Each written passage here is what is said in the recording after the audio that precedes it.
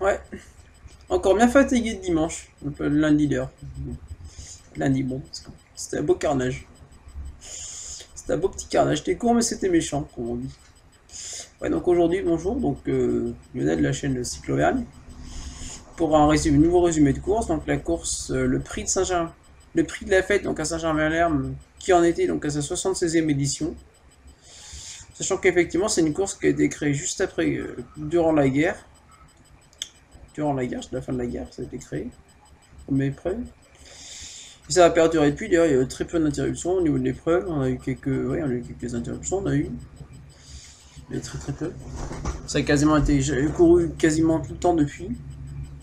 Sauf l'an dernier, effectivement, ça avait été annulé, effectivement, avec la Covid, ça avait dû être annulé parce que la fête avait été annulée. Ce qui, cette année, elle a lieu, d'ailleurs, ça n'a pas été sans désagrément pour nous en tant que coureurs, d'ailleurs.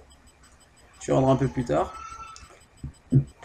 Donc ensuite, voilà, donc là, comme vous voyez, là, je vous présente le circuit. Là, je suis en train de vous prendre le circuit, effectivement. Donc le circuit, donc, comme vous avez vu, donc, un départ en descente. En fait, c'est le sens contraire où je l'avais couru, parce que cette course, en fait, je l'avais couru il y a plus de 15 ans, je l'ai couru en 2005, je retrouvais, je l'ai couru en 2005. En 2005, j'ai couru en 2005. Je l'avais couru cette course. Et on passait de l'autre côté. Pour le coup, on montait, on arrivait, ou par on descend par le mur final. C'était un mur. Donc là, on descend le mur. Ensuite, on arrive. Donc, comme vous avez vu, effectivement, c'est un virage. On a un virage qui est une courbe rapide qui se prend quasiment qui se prend sans freiner, qui se prend sans freiner à fond. Ensuite, on redescend un long faux. Ça redescend sur un long faux plat. Là où tu vas vraiment, ça bombarde. C'est là, c'est l'endroit le plus dur de tenir les roues. Pour tenir le roue, c'est pas la côte, c'est ici, c'est l'endroit le plus dur, ça roule le plus vite. Ensuite, ensuite, on a un virage avec, et en plus, on a un revêtement qui est pas parfait. Sur tout le circuit, on a un revêtement qui est loin d'être parfait. Ouais, on a franchement, le revêtement, notamment dans ce virage, juste après la descente, est vraiment compliqué. C'est-à-dire que pour le prendre à fond, pas se péter la gueule, notamment quand t'es léger, c'est assez compliqué. Donc ensuite, on a un léger faux plat, où on arrive justement où se tient la fête. On arrive ensuite, donc on va croiser la. Comment c'est déjà? On va. Ah. Ensuite, on va recroiser la route qui va à Fournol. Et ensuite, là, on entame la montée. Il faut plat. Ça monte à 4% à peu près. Ça monte 300-400 mètres à 4%. Ça monte environ. Et au fil des tours, en fait, ça va faire de plus en plus mal. Ça va vraiment faire de plus en plus mal. Ça va être de plus en plus compliqué. Voire, ça va être très compliqué même. Donc, voilà, donc ensuite, la dernière côte. Donc, la dernière côte, qui se passe relativement à fond. Qui se passe. Certains descendent pas le plateau. Moi, j'avais pris le choix de descendre le plateau parce que justement, je trouve que je tourne mieux les jambes et que justement, en fait, en descendant le plateau, c'est là où tu fais mal. C'est là où tu fais mal. Là où tu peux faire mal. Là, tu peux faire mal là parce qu'en fait, si tu veux, t'es beaucoup plus souple. Donc, en fait, au final, tu grimpes aussi vite en étant souple. Et tu récupères un peu comme ça à ce moment-là. Parce que la descente, moi, je récupère pas du tout dans mon cas, comme vous avez vu. Donc voilà, ligne d'arrivée. Donc, on aura pour ceux qui boucleront la course et qui seront très peu au total sur les 60 tours, donc il y aura donc 60 tours à parcourir pour 70 km. Donc 70 km, bien évidemment, si vous comprenez, ce genre de circuit, c'est un chantier. C'est-à-dire que c'est vraiment dur. Il y a presque 1500 de dénivelé autour, quasiment. Ce qui est quand même énorme pour une course FFC, notamment en junior. Notamment dans ces catégories, puisque c'était donc une course junior, passe cyclisme open, donc ma catégorie est féminine. Donc moi à l'origine en fait la mission première qu'on m'avait fixée au départ en fait c'était donc de faire l'équipier pour ma collègue pour réaliser que notre nouvelle féminine au club, donc une nouvelle féminine au club qui est pas mauvaise du tout d'ailleurs, qui est très loin d'être mauvaise, qui à Cournon franchement a été assez impressionnante sur la course de ma commune à Cournon, là qui s'accrochait avec les gars quasiment toute la course, donc ouais donc c'est voilà. Donc moi j'avais comme mission, je m'étais fixé comme mission d'essayer d'aider ma collègue à faire un podium, voire à gagner. Bon. Après face à Sophie c'était quand même compliqué parce que bon, Sophie est quand même quasiment professionnelle, donc c'est une des meilleures françaises. C'est une des meilleures françaises au niveau amateur, donc c'est quand même très compliqué de lutter contre, mais bon. Avec du coup, je pouvais essayer d'aider ma collègue à tenir. Bon, après, ma collègue n'a pas pu venir suite à des problèmes, effectivement, indépendants de sa volonté, n'a pas pu venir. Donc, je me suis retrouvé seul courant de mon club au départ, face à une nuée de petits jeunes, effectivement, de juniors. Ouais. Et quand t'as 35 ans, lutter contre des juniors, c'est quand même compliqué. Parce qu'on n'a plus la même explosivité, donc sans circuit comme ça, en gros, c'était dérouillage assuré. De toute façon, j'étais pas là. Moi, j'avais forcément prévu de ne pas être là pour faire une perf. De toute façon, à Saint-Germain-Laye, j'avais tout de suite dit, cette course-là, c'est comme souvent la course, comment c'est déjà, la course avant la Saint-Floren. C'est une course de préparation avant la Saint-Floren. C'était histoire d'aller faire un peu de commencer d'intensité avant la course, avant la cyclo de dimanche. Là, par contre, ça va faire partie de mes objectifs de l'année, puisqu'à Saint-Floren, c'est une course chaque année où je fais au moins un top 25. À part les 2 premiers exemplaires que j'ai fait, sinon c'est une course où, notamment en 2014, dans laquelle la Saint-Floren, j'ai quand même failli. En 2014, j'ai failli gagner à cyclo. Bon, je l'ai pas gagné parce que je me vote, mais voilà, je joue la victoire jusqu'à 10 km de la ligne. Donc, c'est une course qui me tient vraiment à cœur. Voilà. Donc là, Saint-Germain-Laye, effectivement, comme j'expliquais, ça faisait 16 ans que je l'avais pas faite, celle-là. Justement, je sortais de junior à l'époque. Donc voilà. Donc je savais que j'allais morfler. Franchement, je savais que j'allais morfler. Je me suis dit, l'objectif aujourd'hui, ça va être d'essayer. En plus, je me suis échauffé à l'échauffement. Les sensations n'étaient pas faramineuses. C'était pas mal, mais c'était pas la semaine dernière. En gros, j'étais pas capable de défoncer un arbre avec le vélo. Donc, ouais, donc j'étais juste là. Bon, je me dis, voilà, je vais faire les bornes en gros. Donc, l'échauffement, j'ai été monter le sucre. J'ai été à profiter, j'étais faire les 2 cols du coin. J'étais monté le col de la Dételée par Saint-Germain et le sucre du Trot. Sur les 2 petits cols de côté, là, monté. Comme ça, ça faisait longtemps que je les avais pas fait. Ça faisait 4 ans que je les avais pas fait. La Dételée 2 ans, 3 ans, depuis 2018. Ouais, donc j'ai été monter ça. Ensuite, donc, ouais, la course. Donc, effectivement, la course, effectivement, ça va être très simple, la course. Comme vous le voyez, effectivement, ça a été très simple. En fait, j'ai fait 300 mètres dans le peloton. J'ai fait 300 mètres dans le peloton, la descente, c'est descendu. J'ai sauté, j'étais à plus de 60 km/h.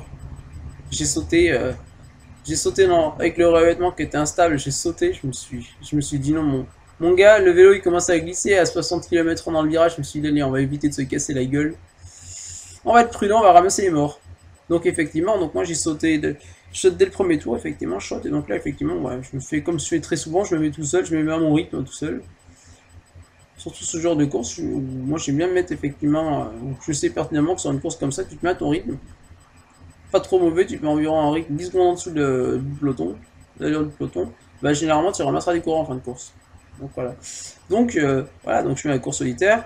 Je vais assez rapidement rattraper la petite Laura Longuin là comment c'est déjà de Ambert, qui est junior première année, qui est plutôt sprinteuse d'ailleurs, qui est pas qui est plutôt puncheuse comme coureuse, donc qui est une des meilleures juniors aussi au niveau de la région. Ouais, qui est une très bonne junior, qui n'avait pas fait les mauvais résultats sur les courses qu'organise mon ancien club et sur les courses qu'organise mon club également l'an dernier. Ouais, donc effectivement, donc ouais, donc on va essayer de rester un peu groupés ensemble, mais bon. Le problème, c'est qu'avec mes qualités de grimpeur, rapidement, je vais faire sauter. Bon, après, on rentre souvent dans la descente, mais quand même, ça, bon. Tu vois les presque 20 ans d'écart. Après, donc ensuite, donc je vais lancer. Ensuite, le peloton a vite l'échapper devant. Donc j'avais enregistré le vainqueur, j'avais enregistré le second en notant qu'un petit jeune qui était dans le club voisin de ma commune et qui donc est maintenant chez Eric Fèvre, donc dans un team pro VTT. Donc Nathan, effectivement, donc qui fait 2. Et donc ils partent à 3 coureurs au dé. Ils partent du 3e tour à 3 coureurs. Donc notamment Nathan avec le vainqueur, avec Louis Spartel, le vainqueur, effectivement. Ils partent à 3.